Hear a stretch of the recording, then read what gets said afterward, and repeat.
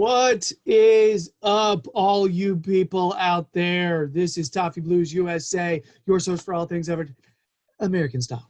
I am Gerry, coming to you recorded from Winston-Salem, North Carolina, and joining me is a familiar face if you're watching, and a familiar voice as you're listening. We've got Jeff Wallner back with us again. Jeff, it's good to talk to you, man. Gerry, it's always a pleasure. Appreciate you having me back. Hey, anytime, any Jeff time, I'm a fan. So for those of you who, if this is your first Jeff experience, welcome. Soak it in. Just saying. All right. And Jeff is part of the Cinicinatti Toffees supporter group. He's one of our many. I mean, we just talked to like all the Cincinnati Everton fans, which I'm a big. Who knew? Had a few on, right? Yeah, It's awesome. So Jeff just popped on. He's going from like one Zoom call to another Zoom call.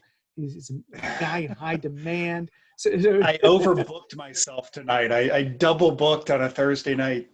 Hey, you know what? I mean, if you can't double book on that's a popular time to double book, I think, because everybody thinks that right. That's covered. Oh, I'm free. Yeah, no problem. Yeah.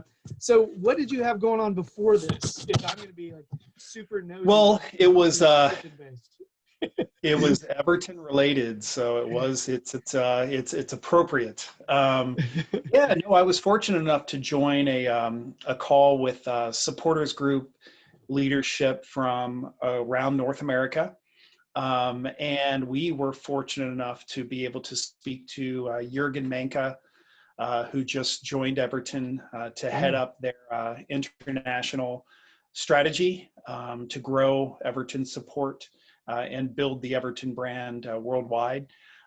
We also had Scott McLeod on the Zoom call with us as well. And for those that don't know, Scott is the head of Everton fan engagement for the club. So he was kind enough to join the call after midnight his time and hang on until approaching 1 a.m. So we thanked him for that. But a great discussion about Everton's, and I'll say Everton's new kind of approach and strategy to really reach beyond the confines of Goodison Park and of L4, and to expand the club's brand and their support globally with the academies and building the supporters groups and just everything that's attached to that. So a lot of exciting things going on with that.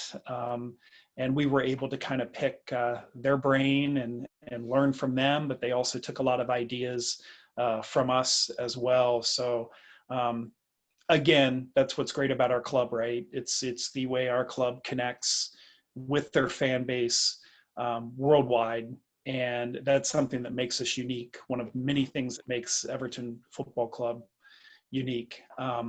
But yeah, it was a great conversation, and it was still going when I came over here. So I'll have to. I didn't mean to cut you short, Jeff. Oh no! No. Equal time, Gerry. Equal time. So did you? I'm always curious about like did you get to ask questions? Did you have any Jeff questions? Oh, it was very. This was a collaboration. It was a collaborative call. Cool. It was a discussion between all parties. We probably had maybe I'd say 20 or 25 supporters groups leaders. Tony Sampson, of course, was on the call, and we had Jurgen as well and Scott. So this was a collaboration. It was very much an open discussion. So yeah, very productive, very interesting, and also very encouraging and exciting as well. Just kind of hearing how committed they are to growing support, particularly here in North America. I guess what I meant was whenever there's a Zoom call with that many people, like personally, I would be a lurker. I know it. I know I would lurk. I would sit there and just be quiet and just go. Just listen to everybody else. Yeah. So I wasn't sure, like based on your personality. I mean, you're a journalist, You know what I mean? And I feel like you would probably have some pretty intriguing questions. I just wasn't sure if you got any, if you were one of those people who likes to lurk, or do you contribute to discussions a lot of times in these? No, I tend to speak up, and I try to be careful because I have a tendency to get a little overly enthusiastic, and I'll kind of talk. I tend to talk over people at times. That's one of those things that it's a pet peeve of mine, but I also do it myself. So I have to be careful of that. So yes, I did. I jumped in, but not ahead of anyone else, but I did jump in a few times. So. It's really hard when we have these Zoom conversations too, though, because it's like the easiest thing in the world to accidentally talk on top of somebody. You know what I mean? Because there's a delay. Almost always there's that delay of Mhm. information. And I mean, I catch myself doing it like every single show. And I'm like, ha! You know, or I start a sentence and they're continuing like halfway through and everybody's like, Gerry, what are you doing? I'm like, I didn't know. Yeah, that's why it happens. But yeah, so that's I I could totally see uh Jeff having a lot to contribute for the right reasons, Jeff. You know, for all the right reasons. That's yeah. Yes. Yeah. So is there anything in particular that it sounds like you've given a nice like summary of what the meeting was about and anything. Is there anything at all that specifically where you can say, here's a nugget of information you're allowed to hear? Or was it a lot of it more just behind the scenes, like, hey, this is between us? I'm always curious about these meetings, Jeff. There's no real news to break. Okay. No real news to break.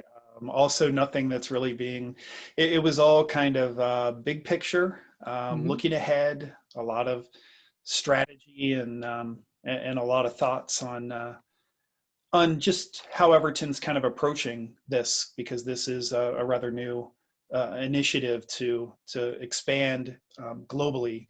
Mm-hmm.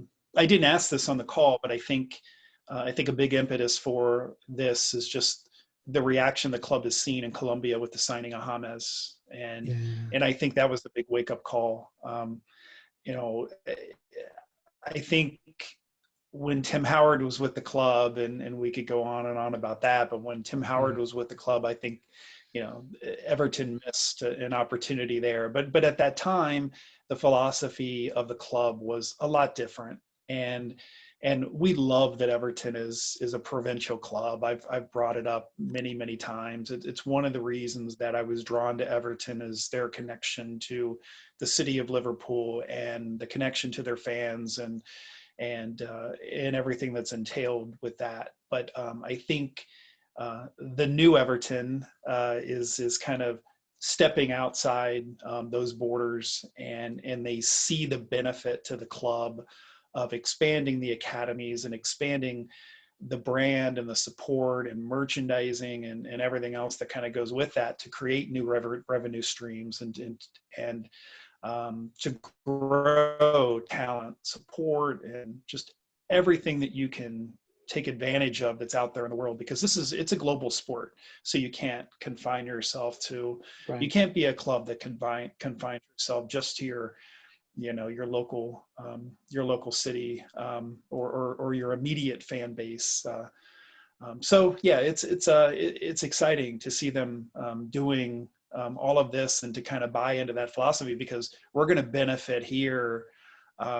We are, and I can tell you this: they've made it very clear that of all the areas of the globe that they're looking at, the United States is on the top of the list. It's the first priority, because they see what the supporters groups have done here already on their own, and I think now the club is ready to tap into that. Awesome. So out of all these plans that are kind of that have been introduced, which ones are what's the point, what's the part of it where you're like most excited about?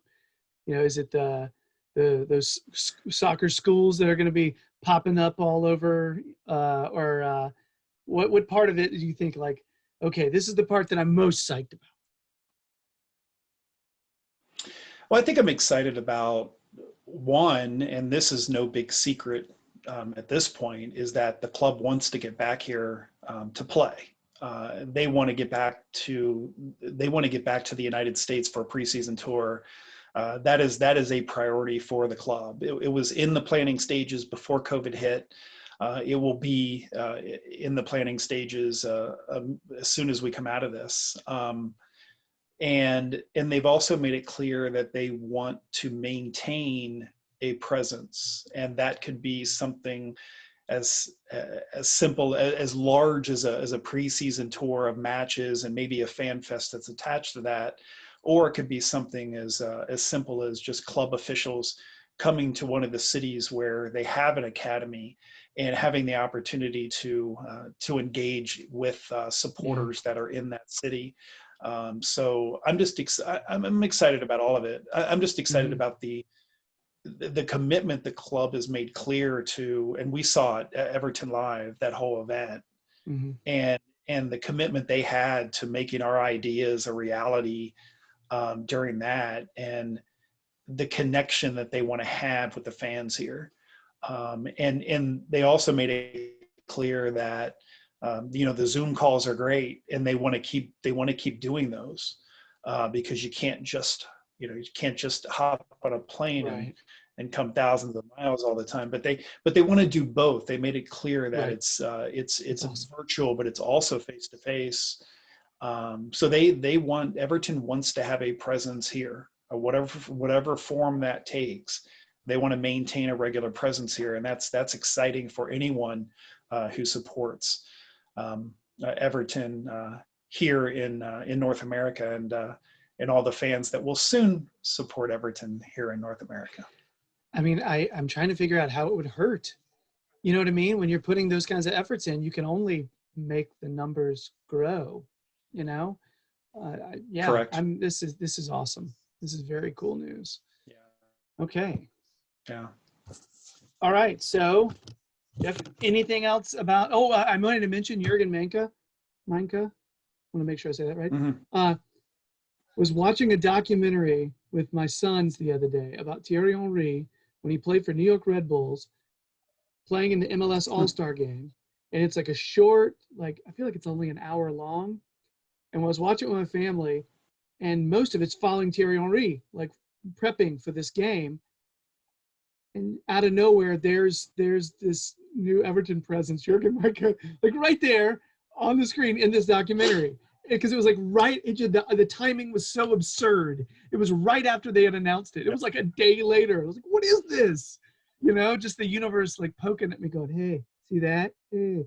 It was great. Yeah. Because he was just talking about the MLS All-Star game. Yeah. I guess I didn't realize that until he mentioned it on the call, that he was employee number 2 for Inter Miami. He was employee number 2. So he's basically sitting there with David Beckham, starting this whole thing from scratch. Wow. Jeez. It's really impressive. And now this is the guy with his pedigree and experience. This is the guy who's heading up our international strategy. So that's very encouraging to have him on board. Definitely. Especially, clearly he was working with MLS in some fashion for some time before that, which he's going to know, right? He's going to know a lot about it. Yeah. Very cool. That is exciting. Good stuff. This is very cool. All right. Anything else you want to hit on with that? Or are we going to, man, I don't want to go on to the next thing. We're good. We're gonna we go have to talk about matches. Wait. We have to talk about matches now. Sorry, Jeff. Let me get that out of the way. Oh, it came back. Damn. Boom. All right. So let's pull. It's like pulling off a Band-Aid. Okay, we're gonna go really quick. Zip. Talk about Villa. It'll be done. It's just gonna be over, and it'll be okay. All right. So let's do this quickly. If you've been under a rock, I'm sorry. I'm still gonna tell you the score.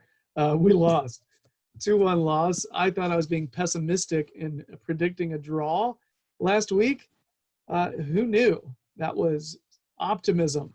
Hey, so kind of a weird match in which we did, there's the occasional good performance. Who do you feel like, maybe didn't cover themselves in glory, but did themselves, played well in that one?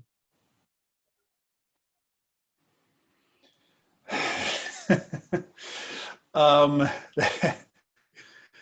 that's difficult, because nobody really, and I'm in being fair, and I don't mean nobody really stood out in that match. DCL had a great goal. There were some other chances in there. I can't get Holgate's gaff out of my head, because that, nor should you. Once that happened, you're chasing the match the rest of the way, and it was tough enough losing James in warmups. But I agreed with everything that Carlos said after the match. And we've asked ourselves this question before, in many a match where we were in similar situations with the opportunity to climb the table. I don't know if it's a mental thing. I don't know if it's a culture thing. But in those situations, we're always left asking, how can you not come out and play with energy? How can you not come out and play with passion? How can there not be a level of urgency amongst the starting 11 from the top down? And it just wasn't. I felt like we were. Now you give up the early goal, and that changes things, and that certainly factored into everything. But I felt like we were playing kind of in a panic. We were kind of chasing the match from that point on. We get the goal, and you think something's going to change, and it really didn't. It's very frustrating. I would have to watch it again to answer your question, because off the top of my head, I really can't single out anybody. I just watched it a little while ago with my family. Pickford was okay. Pickford was okay. I feel like he's gotten a little run here. I can't help but notice that I feel like Pickford, when he's got a lot of action, he tends to play a little better. You know what I mean? I feel like his concentration picks up when he's having to be more active, which, oddly enough, this is seeing a good run of form for him when we're doing a lot of defend, and then maybe make a run up, and because we're having to play it safe based on our available players, Is it fair to say that Jordan Pickford became England's number one because he played behind Everton's backline? In that he had week after week after week had numerous opportunities to make an incredible save because he was constantly left out on an island. And before that, he was at Sunderland, was a great which is the same thing. Yeah. Right. Yeah. Yeah. Right now we're dealing with that delay, and we're both like, is the other person going to talk right now?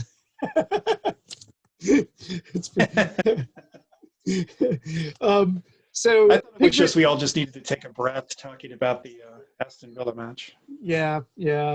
I mean, it was just such a meh. I watched that and I was like, meh. It was just a shoulder shrug of a match, where and DCL. I will say it was great watching Ross Barkley lose his man. That was nice. I loved that, every second of that. But yeah, and I don't think. I mean, I feel like we don't really see Godfrey have bad matches. I don't think. I will say people who struggled. I feel like it's a little bit cliche to say it, but I thought our midfield, our center midfield pairing, didn't help the situation. Gomez and Alan. Right. Yeah. Yeah, and I think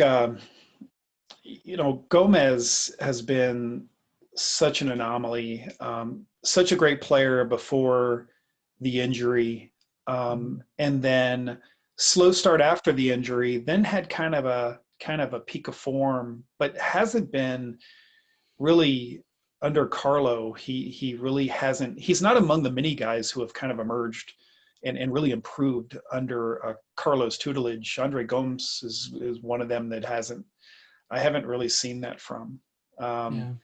He, yeah. So there are decisions to be made in the summer with that group. You have Yari Mina and you've got Gomes and Michael Keane, and you've got a lot of guys. But yeah, Gomes is one of those. We'll have to see what happens, but he's just not been. He consistently has just not been good. And when James isn't in there, the impact that James has on Alon, on everyone else on the pitch, it's just amazing how different a club we are when he's in there.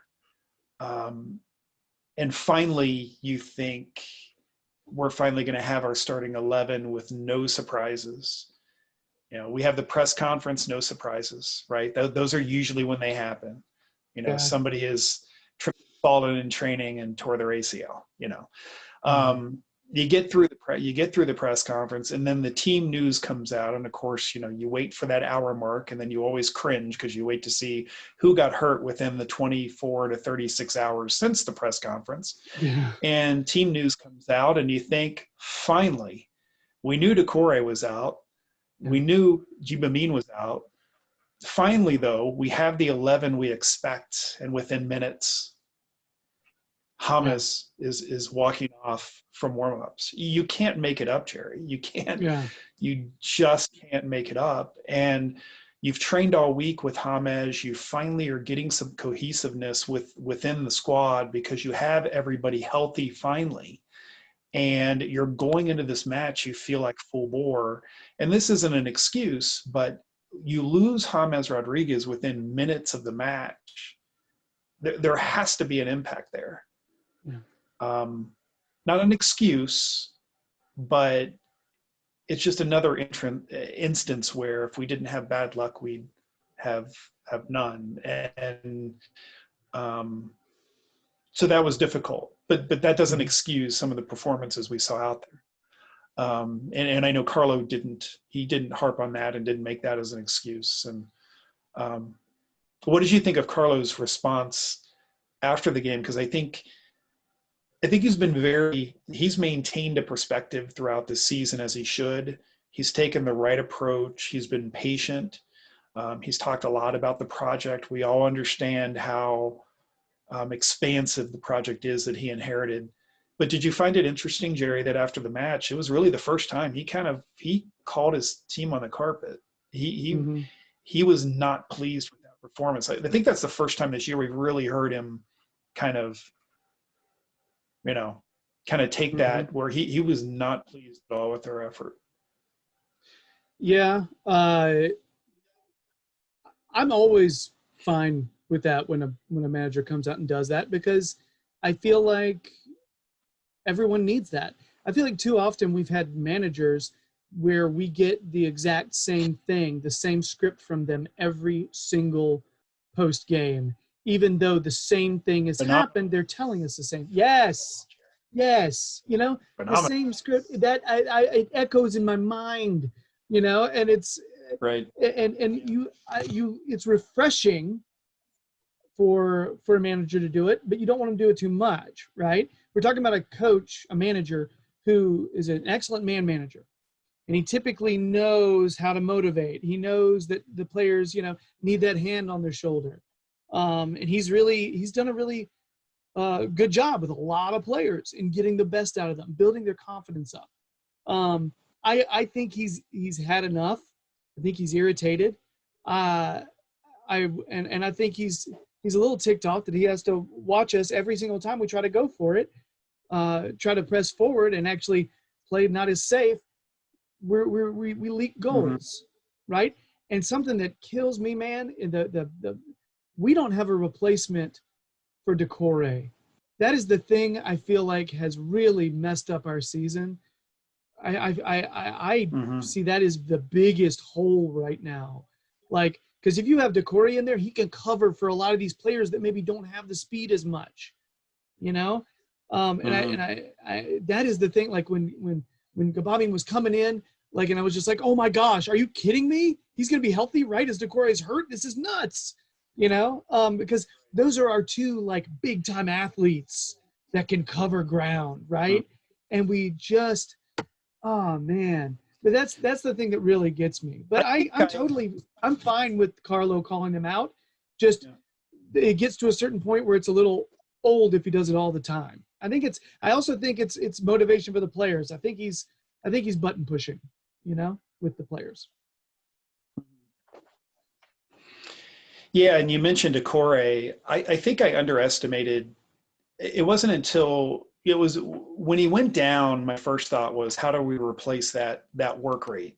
How do we replace a guy who's willing to just run and run and run and run for 90 minutes? And then was the first match after the injury Chelsea? I think I don't know. Whatever the first match was after he went down, you watched us play.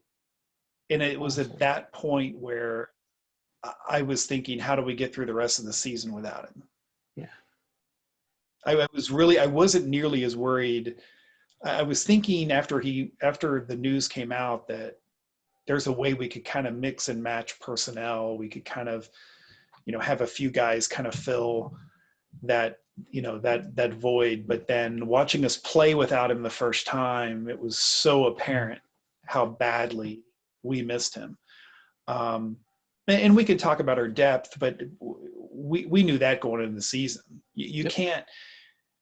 We're not finished rebuilding our starting 11. We haven't really started on the depth. That's for this summer. So we knew going into the year that injuries were going to be the biggest concern, and unfortunately, we haven't been able to avoid them. And other clubs have injuries, but they hurt us much more than most other clubs because we don't have the depth. And there are aspects of our injuries that have been fortunate because they haven't been really like hard hitting, you know, but they've been like a few 2 months here, you know what I mean? 2 months there. It was always something that totally breaks a rhythm for us. Always broke a rhythm, and it's so hard to get over that, you know. So think about the injuries. We had the fortune. We were talking about James. Yeah, we were talking about James getting injured minutes before the match, but how many weeks? It was easily, was it 4 or maybe 5 weeks where we went into the week expecting James to play or at least be available to play. And then the team news comes out at the end of the week and he's not. So that's hard enough for us as fans. But when you're training throughout the week and you're building a game plan to face an opponent and you don't know who's actually going to play. Now, maybe it's just Carlo being coy and maybe they knew all along and they were training accordingly. You know, that's possible. But there's so much uncertainty with like 1 or 2 or 3 guys every week. It's so difficult to prepare for matches and gain any kind of continuity with the squad that you're going to have because you don't know who the squad's going to be. It's almost easier if it would have been, okay, James is going to be out for 6 weeks. Then you just turn the page and you prepare to play without James, and over the course of a few matches, you kind of develop kind of a way to deal with his absence. But that's not the way it's been for us. It's almost be better if it was just, okay, you know, the guy's out, you got to figure it out. But we've had a lot of that this year. We've had the nagging injuries, and then we have guys that get hurt midweek. We have guys that get hurt the day before a match. And it's it's been difficult, but at the same time, somehow, some way, Carlo Ancelotti has kept us in the European conversation, and we're still in the European conversation somehow. Yeah, I don't know how. Somehow. They can somehow win 2 matches in a row, although I don't feel good about this one. You can win. That's how tight all this is. You win 2 matches in a row, and all of a sudden you're right back in it. It's a big swing. Yeah. Yeah. Oh man. Yeah. So any other thoughts on this one, or do we feel okay to move on? So we'll move on from a loss to Villa and then talk about our next match against a team that's in the Champions League conversation. But yeah, sure, fine. Yeah, just keeps getting better, Gerry. Just keeps getting better, right. Gerry. Yeah. It's all right. I'm not a gloom and doom guy either. I'm not a gloom and doom guy, and I won't be. Like if you want me to talk big picture about where I think Everton Football Club is right now, well, we're a lot better off than we were a year ago. We're a lot better off. And I agree with you. There's a lot of reasons for that. Not just our position in the table. There are a lot of reasons for that. We are much better off than we were last year. But oh yeah. Right now it might not feel like it. But right now it's a weird little time when it comes to watching a match. It's almost like you watch it and you're like, you know what? I just want to feel okay about myself when this is over. Is that possible? You know what? I want all my, honestly, you watch these matches at Goodison and you watch us struggle at home. And it's not that we haven't struggled at home at times, even when Goodison is full, but I want Goodison full again. And I think that just would have made such a huge difference in so many of these home matches. And not just the fact that I want all my friends in Liverpool to have their tickets back and to be back in their seats, to be back in their wooden seats with no arms because they'd rather not be anywhere else, I want Goodison full again, and I think it would make a huge difference. So we're still in that kind of weird kind of situation where it's a normal season. It's more normal than it was, the end of last year, but it's still not quite yet normal. So looking forward to that. Yeah. We talked about that last week, actually. The whole, seems like our away form is strong. There's no opposition fans to deal with, right? And the home team doesn't have they're used to their own fans getting their back. And so I feel like it's affecting a lot of teams' home form and a lot of teams' away form. It's really interesting to start seeing the effect that the supporters have on their teams. Mm-hmm. It's actually, to be honest with you, I think it's really fascinating. I would say it's kind of cool, but I can't apply that to our home form, even though it's interesting information. So, all right. So we're going to move on. So I'll give you a choice. All right. Do you want to do mailbag or do you want to do the West Ham? Do you want to do West Ham away conversation? We can do mailbag. Fire up mailbag. Okay.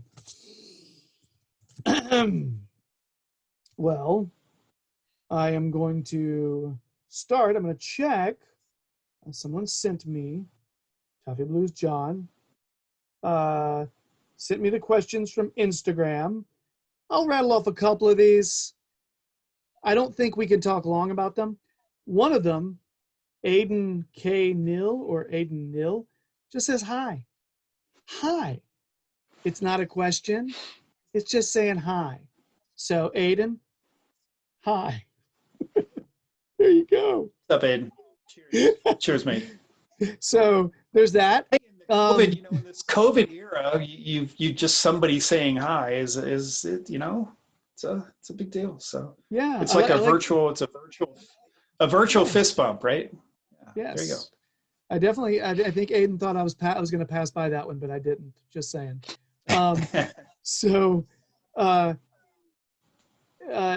real.shet, S-H-E-T, real Shet.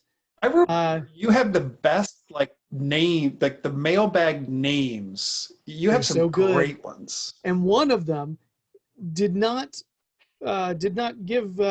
submit a question via the normal way. He submitted one on Twitter and used his real name. So I'm going to finish with that one. Just saying. But Real Shet asked, are you aware of Everton India fans? Okay. And I will go ahead and tell you, no, I do not know any Everton, Indian Evertonians, but as soon as I saw your question, I found an Everton India supporters group on Twitter, and I followed them on Twitter. So, Real Shet. Where are they based out of? Let me check. Let me see. Or it's a you know what? I don't know if it's a supporters group or if it's just a Twitter group that has a lot of, that's dedicated to Indian Evertonians. We're talking about the country of India. Yes. I haven't seen anything on social media about that, but yeah. Okay, so they have this particular account has 468 followers, and is followed by numerous North American support groups. It's called Everton in India. Okay, so I just want to throw that out there. No Real Shet. I was not familiar with a lot of Indian Evertonians. Now I'm forcing myself. I am following and I'm getting myself educated. Well, I will. I'll just throw out that considering just hearing a lot of the reports of the COVID situation in India and them having difficult time getting that under control, that hey, best to you, best to all the Toffees and everyone else in India who are going through a difficult time right now, from what I heard. Yeah, thoughts with you folks, for real. Evertonians all over the world. Is there a country where we don't have Evertonians? Is there? I don't think there is. Honestly, I'd be curious for someone to chime in and let us know about that country. I need to tell Jurgen, don't forget about India. Yes, that's right. All right, Real Shet is the reason. Evertonians all over the world. Yep. Very cool. Okay, so next question. Live Kane, or is that Livacaine? I don't know. Asks, Isco or Coutinho? Now, we may not even have that choice, but let's pretend we live in that world. I don't know. Which one's for you, Jeff? How old is Coutinho again? 28. I looked this up beforehand because I was curious too. Coutinho's 28 and Isco's 29. Okay. Isco played for Carlo? I believe he did. I believe there is a connection there. Yeah. Okay. I don't know. You asked all those questions to just say, I don't know. I love it. Do people have a problem with people have a problem with Coutinho because of his the side he played former for? clubs? Do they? I think some people might. Yeah. I feel like I've seen the occasional person on the social We media haven't had say. any. I thought I saw somebody mention on social media, and I'll have to look this up. I'm curious how many players have played for both clubs. Yeah. Be interesting to look up. I don't know if whoever will help us. I know the Coutinho. It seems like the Coutinho rumor came up more recently. It did. Isco's been out there for a while, and maybe that's because of his connection to Carlo. So, yeah, I'll take whoever helps us. I didn't really think much about Ben Godfrey, and then look how he turned out. So, I don't. I am going, oh gosh, I don't feel like I've watched enough of either player lately, because I don't think either one's been doing a lot of playing lately. But I thought Coutinho was in his 30s. I don't know why I thought he was older, but I thought Coutinho was maybe in his, but he's 28. Yeah, I looked it up. I was curious myself. Okay, if I have to answer that, like, honestly, I like Isco's personality, but immediately I got really excited about the possibility of Coutinho. I don't know why. Mhm. I feel like there may be something wrong with, no, I know there is, but something more wrong with me for thinking that maybe, I don't know. I like the idea of Coutinho because I feel like he's really flexible and can play a number of positions if he's hitting good Mm. form. I feel like that's the case, and I Which we feel like Carlo wants that kind of person in the squad. And you know what, man? One of our big problems is James is great, but he's not durable. And we knew that when we signed him. And we knew we weren't going to get a straight out year. So we need somebody who can create like him, right? That's why either one of those players, I have a hunch would help us. But I just feel like I got an idea. I got something in my brain that makes me feel like Coutinho would be more durable. I guess because he's already played in the league. So that's just my opinion. Yeah. So the last question. I mean, there's some other questions that I don't really know how to answer. Like Luke Downward asks, why didn't Richarlison play Siggy on goal when the score was 1-1? Okay. I don't have an answer to that. I still don't have an answer for, was it Richarlison that didn't play DCL? What match was that? Or was it the other way around? I think it was Richarlison playing DCL. Yeah. I feel like that's what it was. Yeah. Yeah. I don't know. So, I mean, I get your frustration, Luke _Downward. I'm with you. All I can tell you is Richarlison's a better football player than I am, and he probably has better reasons than I would be able to give you. Yeah. Yeah. Anyway, I wish I could make up a reason like, well, Sigurdsson has been playing pranks on Richarlison in the locker room, so he like froze his boots in a Jello mold, and yeah. So wait, where you say Sigurdsson is playing? Yeah, he doesn't seem like a guy who would play pranks. and that's what I mean. That's it. It's always the quiet ones, Jeff. Just saying.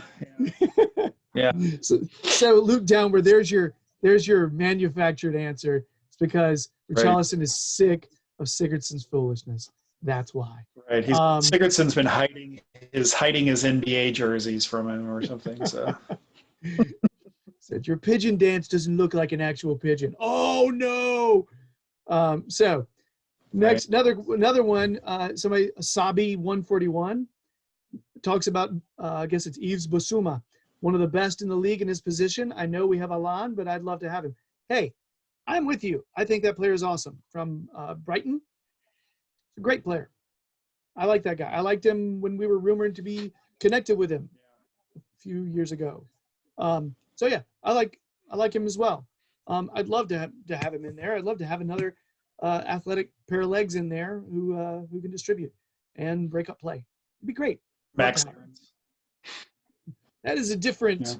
Yeah, that's another player I would like. But so. And the last question that I've got from Instagram that I am supposed to is from FFACKIU, which I suppose could be pronounced Fafaku. Asked, is there any news about Aguero? Wow, I just developed a nice little speech thing. Aguero or Coutinho. Any news about them? Not that I've heard that is substantial and believable yet. Yeah, I mean, Aguero is going to be rumored to go everywhere. Free transfer, Sergio Aguero, free transfer. That's like the lottery. Sorry, it's just yeah. I like Aguero a lot. My 8-year-old was just like, "Do you think we're going to sign him?" And I'm like, "Oh, there's no news, man. I don't know. Everybody's going to want him, but what if we did? I know I want him too. I get it." Yeah. Yeah.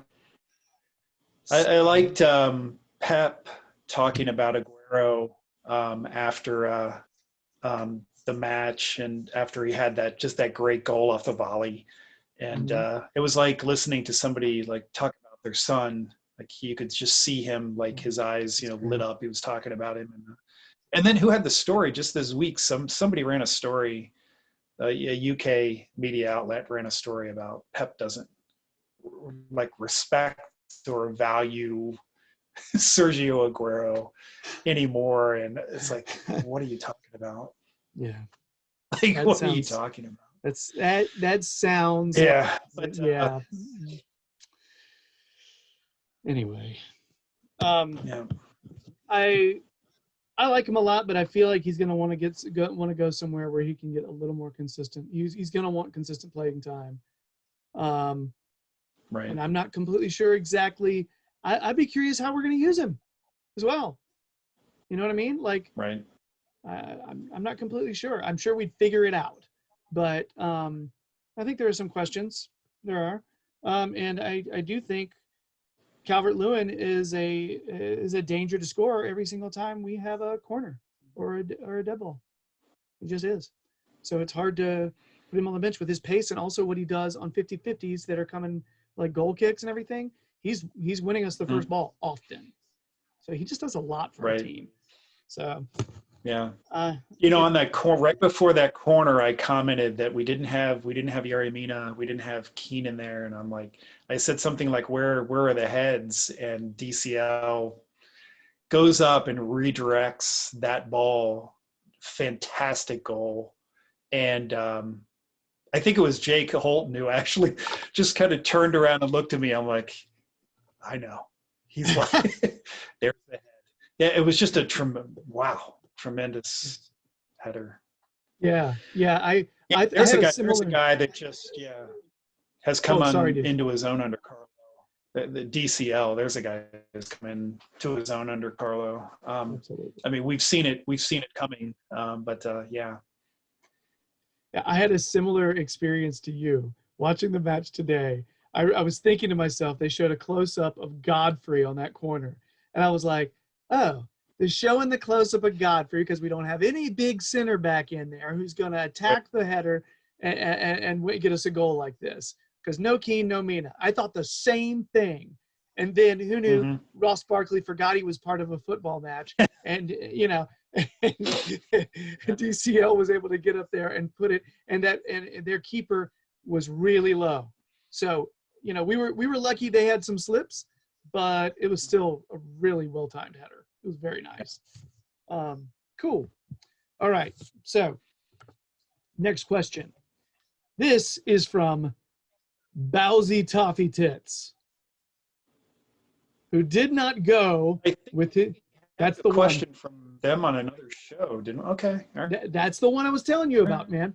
So he's been submitting via Twitter lately, under the name Aaron Free. Aaron, thanks again. You're submitting awesome, thoughtful questions every single. It's almost every week now. So awesome stuff. So Aaron Free, aka Bowsy Toffee Tits, gives us 2 tweets worth of question. After the dismal display versus Villa, it was evident that the Andre Gomes, Alan, and the Godfrey Holgate partnerships were sort of a one-off against a poor Arsenal side.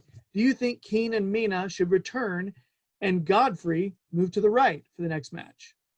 Interesting question. Also, should we do Davies ahead of Gomes? Gomes? All right. Alan was exposed far too often. He's very aggressive, which leaves a gap between midfield and defense. Do you agree that a transfer focus should be on a proper holding midfielder as well as the need for speed on the wings? And then he has a follow-up question to that, and we'll get there for that. I'm holding that one. All right, so the questions are, number 1, do you think Keane and Mina should return with Godfrey on the right for the next match? Yes, I do. Okay. I got to tell you, I like it. I wouldn't be completely opposed to Seamus Coleman over there, but I like the idea of Godfrey being in. Godfrey has to be in. He's good energy. Good energy.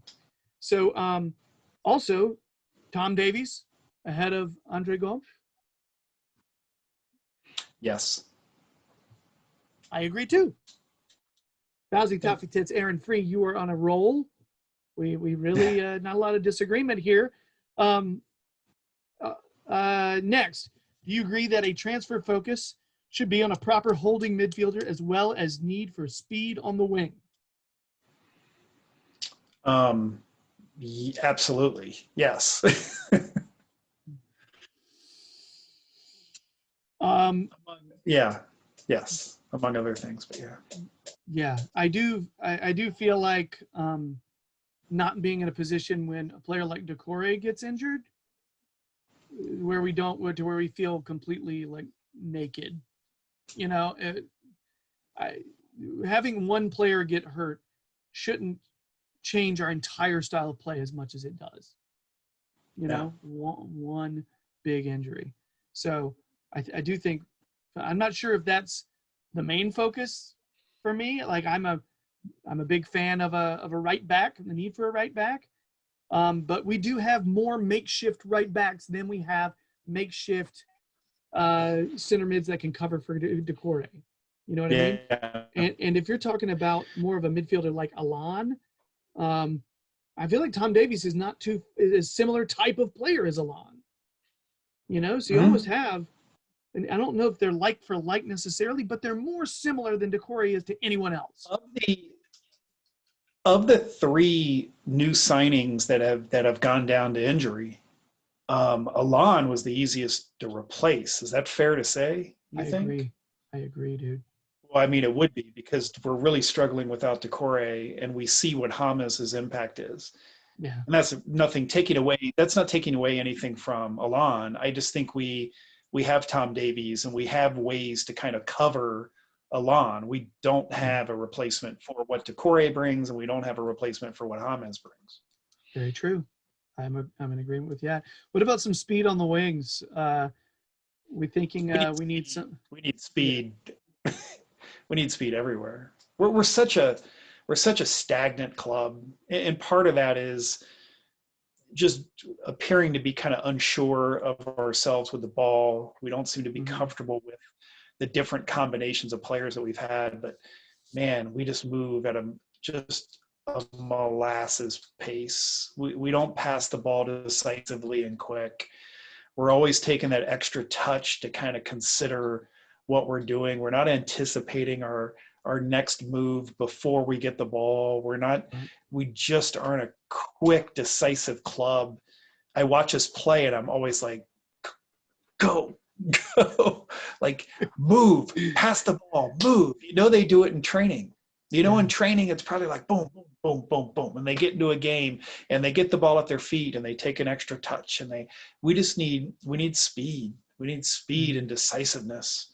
I want to watch us be dynamic and fast. So yeah, it's just speed. And that's not just running speed, just speed with the ball, speed with our decisions. We just need to become a faster club. I think that's a major issue for us.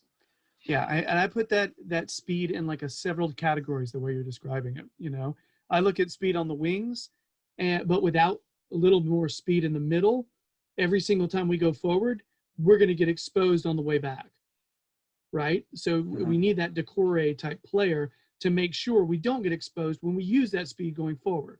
Also, we need players that have the speed of thought. Okay, because that's another part of this. Somebody who's going to be, when the ball's coming to them, they are immediately they have ideas about where in the world they're going to go. If there's you're right. We're deciding what we're going to do after we get the ball far too often. And which is exactly what Holgate did in that instance. He gets the ball. He had decided what he was going to do, and in a split second, he changes his mind. He starts to take a touch forward. He changes his mind. Then he turns the wrong way, and he gets himself in a horrible position, gives the ball away, and it leads to an easy goal. Yeah. Just because of that decision making, that anticipation with the ball, and it led to a goal and completely changed that match. Not that a point would have done us any good, but still, I think it's a totally different match if you don't give up that early goal. It's a totally different, that mistake kind of set. It was tough enough not having James in there, but when Holgate makes that mistake, and yeah. And I heard some people, our manager is Carlo Ancelotti. This has got to be, this is not what Carlo Ancelotti is teaching his players in training. So, and I heard some people kind of arguing about saying that Holgate didn't have a lot of options. I got to be honest, I watched that replay of that goal, and I saw Andre Gomes was checking, and he did have an opening to be able to feed it to him if he wanted to. Okay? It was available. Right. There was a window. No one was covering that lane completely. Right. If he would have made that decision before he gets the ball, it's yeah. Or just turn the right, turn the right way. I think he turns. I'd have to watch it again. But if he turned the other way, I don't think he gets himself in that position. But he turned toward the defender, and the defender just Yeah. Yeah. Okay.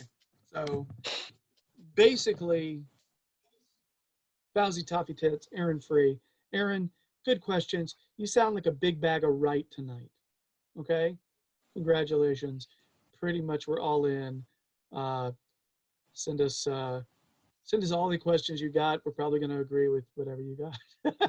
just sound pretty rational to us. Last question from Aaron, by the way. Speaking of wings, boneless or bone in? I'm not a big wings person, but when I am, boneless. I'm a bone in. Somebody in Buffalo just threw something at their computer. It's okay. I'll cover it. We're covering the whole nation here. You say boneless, I said bone in. Everyone's covered. It's cool. Yeah. I just don't like the work. I want to be able to take it, dip it or just bite into it and not have to eat around something. I'm just lazy. I don't know. For me, it's a flavor thing. I feel like it's more flavorful with the bone in. And you know what? I'm a huge fan of messy food. And just all over, just the whole face, hands, I just let it happen, and I'm an absolute embarrassment. But I like it. Yeah, my OCD does not allow me to do that. Oh, I have to take a pickup shower, like a really, really quick shower in the bathroom and all over myself. It has to happen, because I don't like driving home and smelling wing sauce. No, I don't. But so I still laugh about when my son was basically a baby, but he was eating real food at that point, and we fed him manwich, and he had manwich all over his, and then he had it all over his hands, and then he went and put it in his hair, and he was covered. And I thought, you know what? The only thing I can do is I almost took him out in the yard and just hosed him. This is the only way I can get this kid done. There's a very good reason why we everybody else calls manwich what they call it. For those of you in England, I don't know if in England you have this, but manwich, we call them sloppy joes.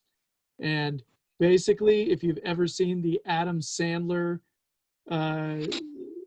lunch lady land, from Saturday Night Live, sloppy joe is in that. Maybe you'll get an idea about it. So yeah. All right. Yeah, we're big manwich people over here as well. So last question. This actually comes from Toffee Blues John. I have no idea why he wanted to know this, but it could be because it's late night over there in England from when he was sending me questions. But he said, okay, guys, it's midnight and you can have any snack you want. What are you having? That's not liquid in alcohol form, huh? Yes, that is. Yeah, that's true. Any snack. I'm a big leftover pizza guy. If there's leftover, and I think that's the sports writer in me, because I was so used to for years coming home late at night, and whatever was left over from the family dinner. So my favorite nights were when a Friday night or Saturday night where they ordered pizza, because I knew when I came home there would be cold pizza in the refrigerator, and my favorite thing to do was to grab a beer and some cold pizza out of the refrigerator. So that was definitely my favorite late night snack. Jeff, I am absolutely not copying you here, so I'll tell my story first. used to go downtown Winston-Salem and, have the drinks with my friends. And right there in the heart of downtown Winston-Salem, or near one of the bars I used to frequent, was a place called Burke Street Pizza, which is one of the better pizza joints in Winston-Salem. So just spent a night having drinks, and then right before you go home, grab like a huge slice, get one or two, cram them down, then you go home. You can have a couple more beers and then go to bed. so that's because There you go. Yeah. Because here's the thing, man. If I'm up at midnight nowadays, I am drinking. It's really the only way I'm up at midnight anymore. I'm not right. I don't stay up that late anymore. I just don't. I'm too old. I cannot. So if I'm up that late, I've been hanging out with my friends and I need sustenance. So it's not like Doritos or anything, or give me a big old slice of pizza that I can fold over. Yes. Good stuff. Yes. All right. Who knew we'd give almost the same answer? All right. So I've been delaying this, putting this off long enough. Match preview away at West Ham. It has a very familiar face in there on their sideline. Let's just get this over with. Current form, 5th place in the Premier League. They're 17, 7, and 10 with 58 points. Previous 3, they recently beat Burnley 2-1, lost to Chelsea 1-0, lost to Newcastle 3-2. That's there, going 3 back. Possible starters, you could see Fabianski starting in goal, Kubal on the right, Dawson and Diop in the middle, and Cresswell on the left. And then this Susek guy is kind of a badass. He'll probably be starting in the middle with Lanzini, and then Fornal on the right, Lingard in the middle, Benrahma on the left, and Antonio up top. What have you gotten to watch West Ham play that much, man? I have only watched them in kind of bits and pieces. I haven't watched a full match this year. Obviously, I've read a lot about particularly what Lingard has been doing this season. David Moyes was my first Everton manager, so technically mine too. So I'm with you on that. Yeah. I mean, affection for David Moyes. I really don't like West Ham. I have to be honest about that.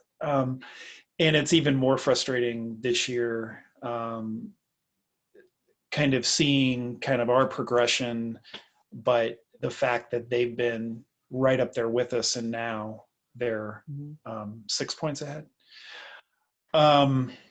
So yeah, it's been a little frustrating to see them doing what they're doing, but kudos to them and respect for David Moyes, who's accomplished what he has with that club. But they're not without talent. Do they have any injuries? Have they had any injuries really? I mean, I'm trying to think of. It seems like of their key players, they've been relatively clean in terms of injury. But Cresswell. I mean, we know these guys well, and they've given us fits. So Carlo's expecting we're all expecting some sort of a response after last week, but it all depends on how is James. I'm guessing everyone else is in good shape, but how is James Rodriguez, and will he be available for this match? And will we see a response from some of the other players? The difficult thing is our opportunities probably have already been missed. Palace, the draw there, the loss last week.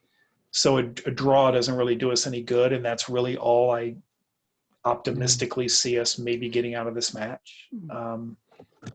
But you never know. But it's going to be difficult. It's a bad time to play them, but then again, we've had our opportunities to play teams that are behind us in the table, and we haven't taken advantage of them. So eventually, your luck runs out in the fixture list, and now we're playing a team that's above us and a team that's been playing really well. So it's going to be very difficult. But Yeah, we'll see what kind of response. I think I'm more interested in the response that I see from the club, yeah. and then we'll deal with what result we get. But I want to see a response from the club this week, because that'll say a lot about the impact that Carlo is having on them. The fact that he was displeased last week, and we'll see how they respond. Yeah. I think starters, we could see, Pickford returning in goal. We mentioned earlier in the show, Godfrey, Keane, Mina, Luka Dean on that back line, Alan and Davies just in front of them. And then you're probably going to see either Hummus or Iwobi. That's probably going to be one or the other. Sigurdsson, Richarlison, DCL. It's usually not that simple. Carlo usually throws several wrenches in the gears just to mess with us. So I'd be really intrigued if he decides, oh, you know what? We're going to have Coleman on the right. We're going to put Godfrey on the left. We're going to move Luka Dean forward to if Hamas is out, just because because he's done it before. You know what I mean? I don't think that'll happen, but it is the kind of weird thing that it is the weird like curveball that he'll throw sometimes. Are we seeing Tom Davies? I think we're seeing Tom Davies, aren't we? Yeah, I think so. I mean, I think he starts. So, and I think if he doesn't start, that's maybe telling us a little bit of something about what Carlo thinks of his form right now. So right. So yeah. Jeff, what's your prediction? And then I'll go into mine.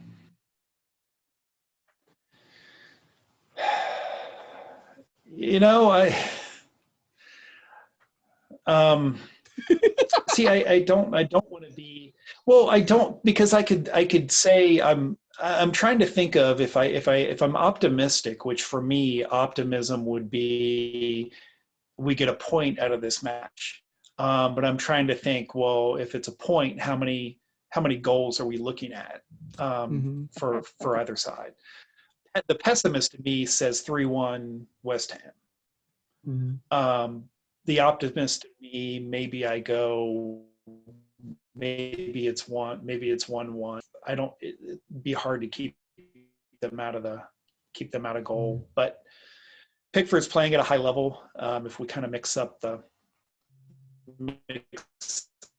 back line and mix up the pairings there, we'll see. So I'll go the optimistic. I'll say 1-1, and we get a point, which won't really do us any good in terms of the European chase, but maybe we can count that as a response. I think I've lost my damn mind, Jeff, because it's an away match. It's an away match. It's at West Ham, which is, everybody knows their home field is the void where sound goes to die, and their fans won't be there.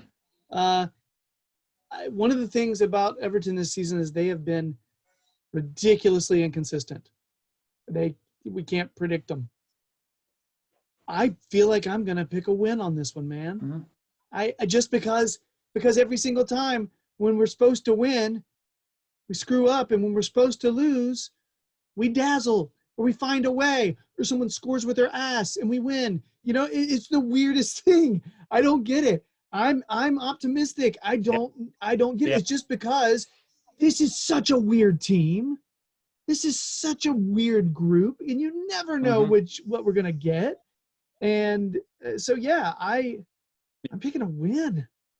I'm gonna pick a weird win. I'm gonna pick a 3-1 win. Yeah. I mean, no head injuries that I'm aware of. Yeah. Well, you win at Spurs. You win at Anfield, you win at Arsenal, all in the same season. Why not a win? Which a win at West Ham any other year is not something you would consider to be unexpected. Right. You look at the run of form of the two clubs, and you look at them being 6 points ahead. But you might be right. Maybe it's the perfect storm. Maybe you come out of it with a kind of more of a sloppy win, like you got at the Emirates. Maybe you come out with something like that.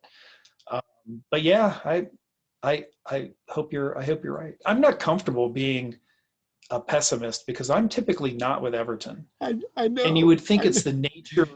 You would think it's the nature of being an Evertonian that you are. Now I can be self-deprecating as any other blue. I can be, but typically I take the optimistic approach. I don't know why I'm kind of down after Villa. I'm kind of down after Villa, I think so. Yeah. Well, no. Hey, Villa. Maybe I picked the Villa match. I was the pessimist. I picked a 1-1 draw. And I felt really negative for picking it. But I picked it because I was like, we're inconsistent. I don't think we're going to do it. So now I've gotten to the point where I think, okay, are we supposed to win this one? Yes. No, we're not. Are we supposed to win this? No. We are going to make this happen. It's weird. I'm picking the opposite. It's very Seinfeld with Costanza. I'm doing the opposite. I'm just going to do it. Let's go with it. It's just because honestly, I also feel like West Ham are also super inconsistent. So right. Okay, we'll see what happens. It's a weird one. It's gonna be a weird game. So I mean, that's the show, Jeff. We have run out of content. Is there anything you want? We haven't run out of content. We could go all night, Gerry. We've run out of time. We haven't run out of content. Running out of cards is what I meant. Oh, you're running out. Okay. Yeah. Once the cards are gone, everyone, the show's over. Yeah, because I read exactly what's on the cards and nothing else.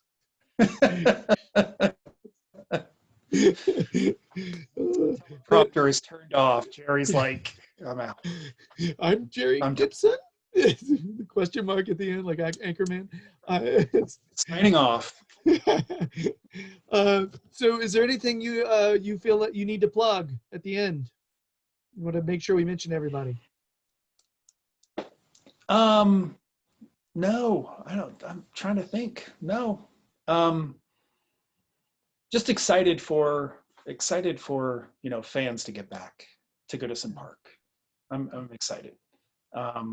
When I see some friends on social media talking about getting on the ticket, applying for their tickets and getting their opportunity to go back. It's an amazing feeling because I know how much it means to those fans, to get back to Goodison Park and then not to look, ahead to next year, but hopefully because these off seasons are so short in English football that we're not far away from a new season starting, and hopefully we are starting with Goodison Park full, and it'll be incredible. It'll be nice when you get that first few thousand in, and we did for one match we had maybe 2,000 in, and that was great to see. But hopefully in August we see 40,000 back at Goodison, and the old lady is roaring again, and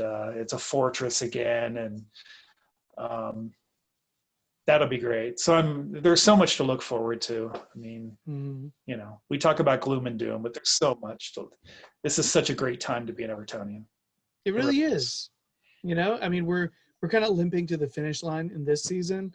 And that's kind of, there's my metaphor. Hey. But at the same time, I'm happy with the club right now. I am. Not every performance feels great, but at the same time, I see a lot of positives about the club. I'm with you on the positivity about the club for sure.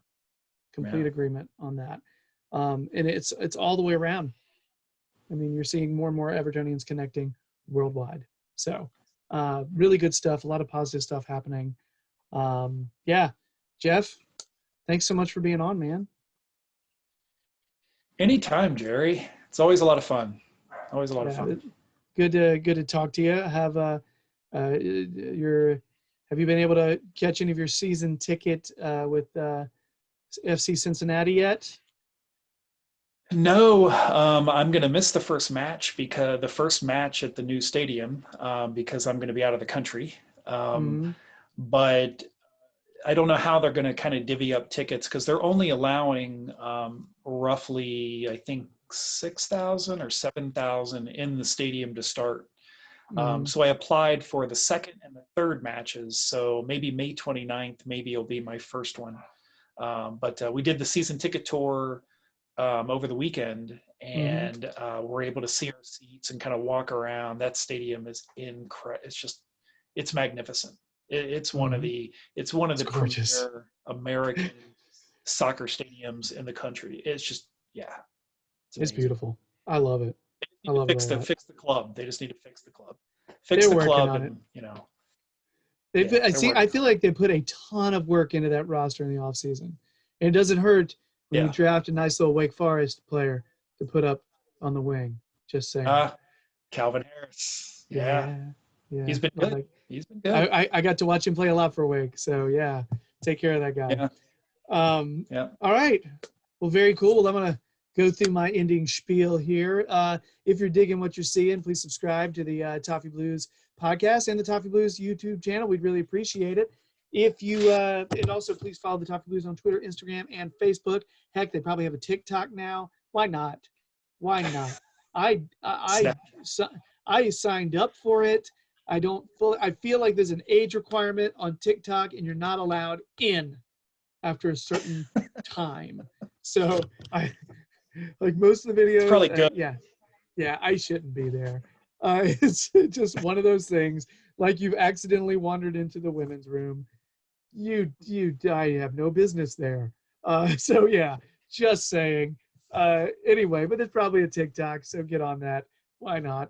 Check out the Toffee Blues website. There's some really cool content by some awesome Evertonians that I know and used to talk to when I was doing content with them on the other show, the Toffee Blues show, and when it wasn't at USA. So yeah, they're cool guys. Check out what they've got, what they're saying. They know lots, and that's it. That's it. I got nothing else. I'm out. My card. I've read everything. So, Jeff, thanks so much. It's good to see you. Yeah. Please take care of yourself. Anytime. Yeah, it's good to be on. Okay, before you leave, where are you going? Oh, we're going to Punta Cana a week from tomorrow. Dominican Republic. Holy crap. All-inclusive resort for just a long weekend, but yeah. Jeff, can't wait. Have a daggone blast. That's going to be great. So much with the envy right now. Very cool. Enjoy yourself, buddy. Everybody be thinking of Jeff as he struggles on his wonderful vacation. Everybody else out there, let's get the Blues. We need a win. Let's do this. Everybody take care of yourself. 3 points. Much love. And I got nothing else. No more cards. Bye. Up the Toffees.